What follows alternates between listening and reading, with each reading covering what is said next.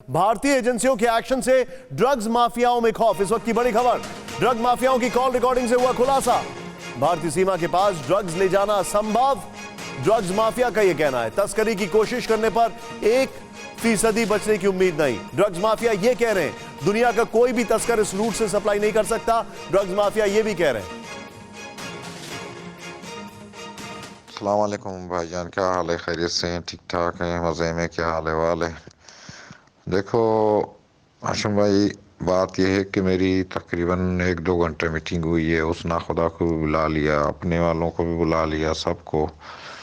कोई नाखुदा इस पॉइंट पे जाने के लिए तैयार नहीं है। उसने बोला 190 मील तो छोड़ो, 400 मील पर भी इंडिया घूम रहा है। 400 मील पर, ठीक है ना? ये इसका सबसे बड़ा मेन गेट है। और कौन यहाँ बोला जाएगा 15 पे घूम रहा है? ये तो 20 है ना। वो बोल रहे हैं 14 और 15 में भी घूम रहा है। क्या आप अपनी कृषि भूमि से 10 गुना ज्यादा कमाना चाहते हो तो फ्रीडम ऐप को अभी डाउनलोड कीजिए और साधकों से सीधे सीखिए। तकरीबन ये इसका राउंड ही आजकल यहीं लग रहा है।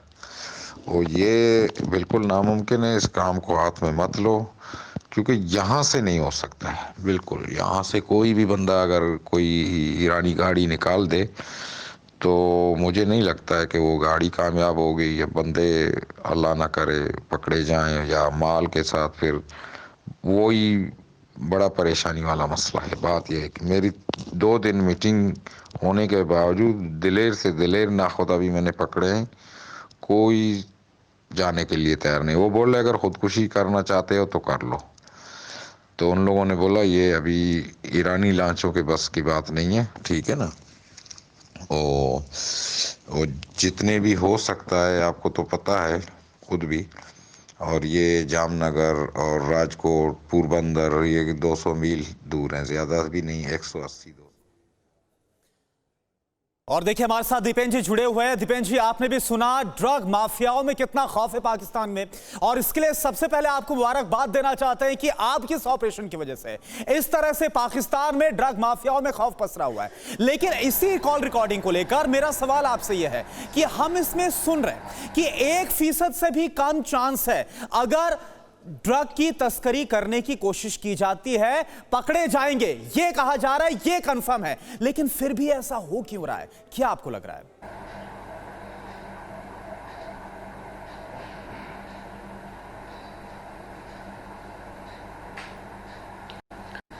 ये जो मेन इनका ड्रग्स का जो सप्लाई का जो रूट्स अलग अलग तरीके से यूज करते हैं, उसका प्रयत्न कोई भी रीत में कि ड्रग्स का आगे का सप्लाई जो नेटवर्क है, जो सप्लाई हो चुका है, उसको आगे पहुंचाने के लिए इनका ट्राई रहता है।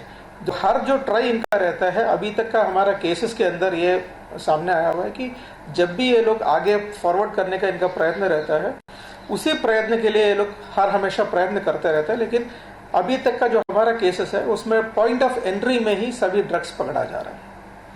यह हमारे लिए सबसे कामयाबी का बात यह है कि गुजरात एटीएस और सेंट्रल एजेंसीज के साथ जो कोऑर्डिनेशन है और स्फूर्ति के साथ जो कामगिरी हो रहा है कि एक जॉइंट ऑपरेशन जो हो रहा है, इसके वजह से ये सक्सेस हो रहा है। जी अच्छा दीपेन जी, एक और सवाल है आपसे। सवाल यह है, देखिए हमने देखा कि इससे पहले जो पंजाब का रूट है उससे इस्तेमाल किया जाता था ड्रग माफियाओं की तरफ से, लेकिन वहां पर भी हाल फिलहाल में जो कार्रवाई हुई, पकड़ा गया उन्हें। और गुजरात में भी हम कार्रवाई देख रहे हैं, लेकिन इसके बावजूद ऐसा क्यों लग रहा है कि जो ट्रांजिट है, जो ट्रांजिट पॉइंट है, वो पाकिस्तान की तरफ से गुजरात के जरिए शिफ्ट होता हुआ नजर आ रहा है?